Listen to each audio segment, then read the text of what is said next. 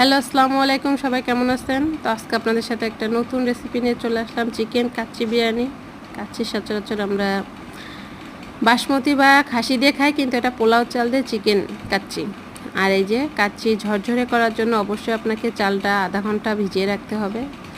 আর কাচ্চি মানেই তো আলুটাকে আগে লাল লাল করে ভেজে নিয়েছি। একই তেলে আমরা পেঁয়াজের বেরেস্তাটাও করে নিয়েছি। তো এই যে দেখতেই পাচ্ছেন বেরেস্তা কিন্তু একটু এভাবে উঠাই ফেলবেন, কারণ এটা ঠান্ডা হওয়ার পরে আরও একটু কালার চলে আসে। আর এদিকে শিলপাটায় মশলা বেটে নিয়েছি, আমি বেটে রান্না করি। কাঁচামরিচ বাটাটা দেবেন। আর এদিকে এই যে 90% সিদ্ধ হওয়ার জন্য চালটা দিয়ে দিচ্ছি, সব মশলা দিয়ে দারচিনি, এলাচ, তেজপাতা। আর এদিকে মশলা কষানো হচ্ছে, সাথে টক দইটা মাস্ট, মানে আপনার স্বাদ দ্বিগুণ আনার জন্য টক দই অবশ্যই ব্যবহার করবেন। তো এই যে আমি টক দই দিয়ে দিলাম। আর এখানে যেহেতু আমি কাচ্চি রান্না করব, সেহেতু আমি বিরিয়ানির মশলাটা ইউজ করেছি, অর্ধেক পরিমাণে দিয়েছি, আর বাকিটা রান্নার মাঝামাঝি সময় দেব। এটা এখন সুন্দর করে মশলাটা কষানো হবে তেল না ছাড়া পর্যন্ত। এটা এখন, আর টক দই ছিল সুন্দরভাবে এটা এখন। আর এই পাশে কিন্তু আমার চাল মোটামুটি এই যে সিদ্ধ হয়ে গেছে, দেখতেই পারতেছেন। এটা ডান, এটা ঠান্ডা করতে রেখে দেবো। আর এদিকে মশলাটা কষানো হয়ে গেছে, তেল ছেড়ে দিয়েছে, দেখতেই পারতেছেন।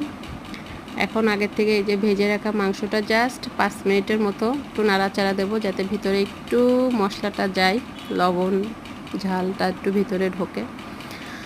তো এটা এখন দমে দেব। ধাপে ধাপে লেয়ার সাজায়, যে আগে আলুগুলো দিয়ে দিছি ভেজে রাখা। আর এই যে চালটা ঠান্ডা হয়ে গেছে মোটামুটি, দেখতে পাচ্ছেন। এখন এটাকে এভাবে সাজাইতে হবে। এক একটা লেয়ারে যাবেন, আপনি যেই পরিমাণ রান্না করবেন সেই অনুযায়ী লেয়ার হবে। আমার 1 কেজি চাল ছিল, তো আমি 2 ধাপে দিয়ে রান্না করছি, এটা দমে বসাইছি।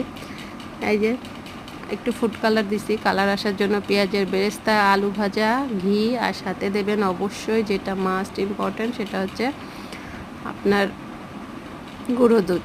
এতে স্বাদ অনেকটা আসে। আর কয়েকটা কাঁচামরিচ দেবেন একটু। যে ঘি দিয়ে দিচ্ছি, এভাবে এক একটা লেয়ার সাজাই দিতে পারেন। তো এইভাবে করে আমার 2টা লেয়ার হয়েছিল, আমি এইভাবে করে সাজাই দিছি। দেওয়ার পর এটাকে এখন দমে দেবো। দমে দেওয়ার জন্য যেটা করতে হবে, চারিপাশে আটা দিয়ে এভাবে দিয়ে দিছি। এটাকে সুন্দরভাবে এটে দমে বসায় রাখবো, একদম মিডিয়াম আছে। তো আপনাদের সাথে ফাইনাল লুকটা শেয়ার করি, চলেন। আমার কাচ্চির ফাইনাল লুক এই যে দেখতেই পাচ্ছেন। মাশাআল্লাহ, আলহামদুলিল্লাহ, অনেক মজা হয়েছিল। ট্রাই করতে পারেন কিন্তু। ধন্যবাদ সবাইকে।